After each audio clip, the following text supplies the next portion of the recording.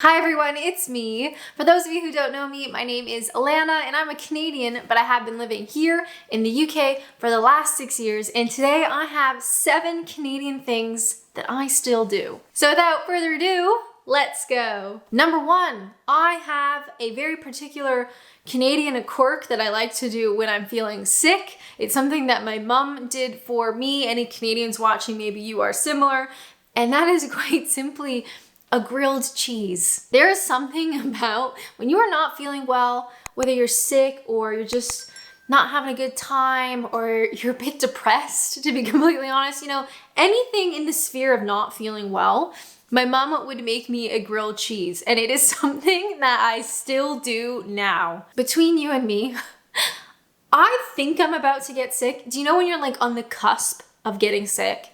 I think I'm there. I think we're right on the edge. So to be completely honest, I would love a grilled cheese.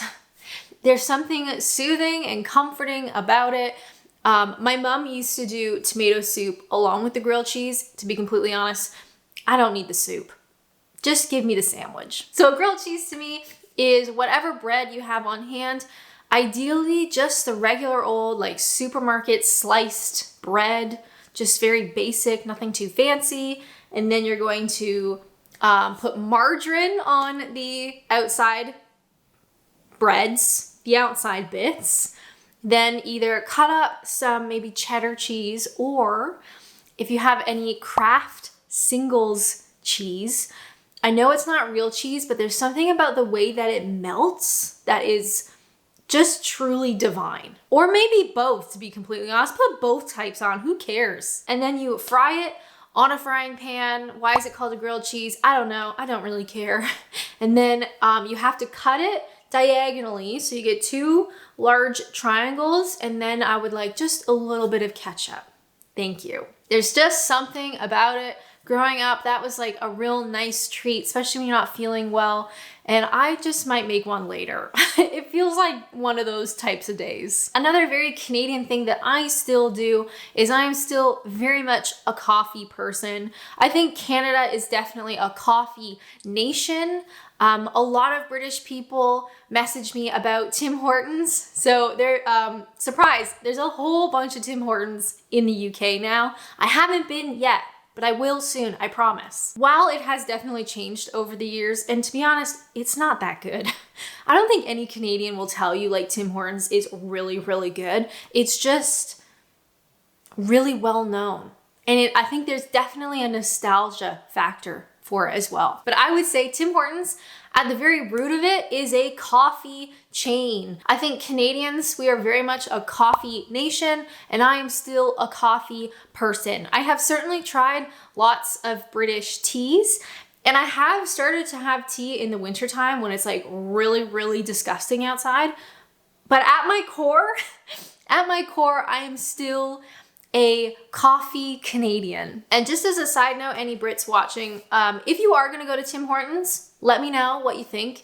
I personally would get, and this is just coming from my childhood, an ice cap, which is an iced cappuccino. The amount of sugar is unbelievable. Don't bother checking. I want an ice cap. I want a Timbit pack. I like assorted because I like a little bit of everything. I also would like probably an everything bagel toasted with cream cheese, or toasted with butter, to be completely honest. Just an everything bagel would be absolutely wonderful. But yeah, Tim Hortons is like actually not that great. It's just like really loved, I guess. Another way that I am still very much Canadian here in the UK comes down to the words that I say. I know a lot of you guys will pick up on Canadian words or American words that come up in my videos. There's still quite a lot of them. I'm sure with time that changes, because even now, 6 years in, there are loads of British words that I say now, or British phrases, or just a more British way of saying things. Definitely way more than, of course, back when I started, but it's not 100% yet. And maybe it'll never be 100%, but I'm sure with time, I'll pick up more and more. I remember very early on, and I actually have a video on my channel, if you guys remember it, from like, 5 years ago. I remember I was really confused and unsure about language. I didn't know, is it better to just stay true to myself and say the North American words instead? Or is it better to like fake it and say the British words even though it doesn't feel quite right, but you don't want to be rude and say the Americanisms, but you also don't want to be fake and say the Britishisms when they don't come naturally. And I just remember having like this internal question. And the way I've gone about it and the way that I would say for other expats is just to speak naturally, just to speak normal to you.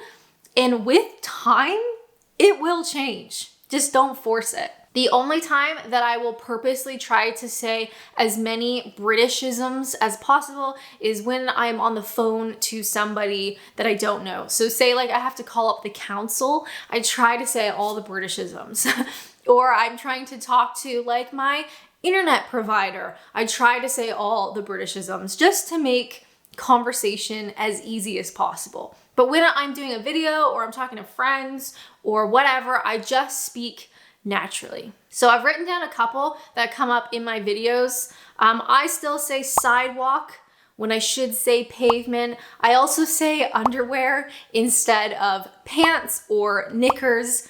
There's something about knickers that just sounds truly heinous in my accent. I still say math when I should say maths. I still say bathroom when I should say toilet. I still say flashlight when I should say torch. And of course, I still say a on the ends of sentences sometimes, as you know, it's a very Canadian thing. That's very hard to get past, and I don't know if I ever will. But I know now, 6 years in, almost 7 years if you can believe it, 6 years in, there are still loads of Canadian stuff that I say, but definitely less than when I started. I think we are on number 4, unless I have counted wrong, in which case I would not be surprised. Number 4 is, let me just say it, I like to dip my pizza crust. Now, I don't know if this is Canadian per se, or American per se, but anytime I do it in the company of a British person, I am almost always mocked. So essentially, like best case scenario, I want to dip my crust in ranch dressing. Now, you can get ranch in this country, but for some reason it tastes like a little bit weird to me, and I don't know why that is. I don't know if it's different or if it's just me.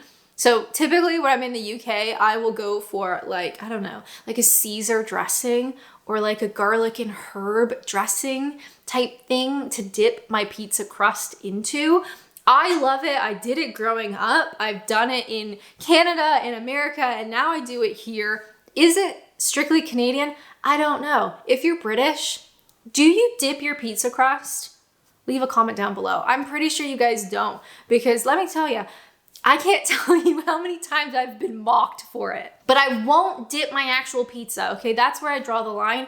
I only dip the crust, okay? I promise. Number 5 is all about 24-hour versus 12-hour time. As a Canadian growing up, I had zero experience with 24-hour time. I never saw it, I never heard it, I really didn't experience it at all. That's probably largely due to my age. I'm sure some older Canadians will have experience with it, but I didn't. So coming to the UK, where most things are done in 24-hour time or listed in 24-hour time, that took a lot of getting used to. And to be completely honest, I'd rather not use it if I don't have to. So even now, 6 years on, I have to take a second when I see time to convert it in my head and to figure out what time we're actually looking at. And I still get messed up sometimes, like where I'll see 1400. So say my train is 1400. Sometimes instinctively, I'll think that's 4 p.m. Of course it's not. It's 2 p.m. And 2 p.m. and 4 p.m. are actually quite different. So I have gotten to certain situations where I have miscalculated the time, which is so annoying. It happens less and less, but let me tell you, it still happens. So whenever I can get away with using 12-hour, I will use 12-hour. My phone is in 12-hour, my laptop, like all my tech is in 12-hour. I just prefer it. It's just more natural to me. I get the appeal and I get the usefulness of 24-hour time. It's just I just don't like using it. I'm so sorry. Number 6 of Canadian things that I still do, or Canadian things still about me, is Thanksgiving. So Thanksgiving, I would say, is a big holiday in Canada. Of course, Americans have it as well. Fun fact, our Thanksgivings are different. Thanksgiving in Canada is in October. Thanksgiving in America is in November. But even still, as a Canadian here in beautiful England, I still like to celebrate Thanksgiving when I can. It's very tricky, obviously, because it's a full, like, huge turkey. It's like a Christmas dinner, basically, that we do in October. You've got your turkey, you've got your potatoes, you got your stuffing, maybe like a nice fresh bread with some butter, you got veggies, maybe some broccoli or peas or like some sort of like green bean casserole kind of thing. You've got pies, you got pumpkin pie. I actually made my own pumpkin pie on YouTube before. It was a disaster. That shouldn't be surprising. But I do really like celebrating Thanksgiving. I don't normally go home for Thanksgiving. Like October is not usually when I would go home. Typically go home in the summertime when it's, nice and sunny and stuff. But I still like to celebrate it here. And it's just, I don't know, it's a cozy thing. It's a family thing. It's really a giant Christmas dinner in October. So what more can you ask for? I'm actually getting together with some friends next month, and we're going to celebrate American Thanksgiving together. So that'll be pretty fun. I'm excited. It's a nice, like a holiday? It's not Christmas, it's not Easter, but I feel like Thanksgiving is still really huge in North America, and it's just a really nice, meal, with friends and family. And number 7, a Canadian thing that I still do, well, it has to do with my voice, to be completely honest. I still sound Canadian now. This is one of the things that you don't notice immediately, like slowly over time. But if you were to go back and watch some of my videos that I posted on YouTube about 5 years ago, first off, I'm deeply sorry. They're very difficult to watch. So watch at your own risk. But if you were to go back and watch some of that old content, my voice is different. Now, is that because I'm just older now? Probably. Some of that is to do with just aging on the internet. But my accent has changed. It's just obviously not a British accent. Of course, that's not a real accent, but do you know what I mean? I don't sound British. And to be completely honest, I probably will never sound British. I just think your voice is so integral to you, and I'm not British and I never will be. I'm not English and I never will be. So while I think my voice will continue to change and is influenced by the people around me, and I start saying more and more British words naturally, my voice will change a little bit. But I don't think I'm ever going to sound British. And to be completely honest, I'm okay with that. I love British people and I love British culture, and I am still here almost 7 years on, and I hope to be here longer. But I won't pretend to be British, or, I never will be British. I am Canadian, and I appreciate that, and I'm happy with sounding however I sound. So even though I love living here, I love learning more about British culture and what it means to be British and all that fun stuff, which is really what my channel is all about, I am still Canadian, and I'm okay. I'm okay with that. I'm proud to be Canadian. But I love you guys too. If you would like to watch more videos, which would be totally awesome, why not check out this one where I share 5 expectations I had about the UK and the actual reality of it.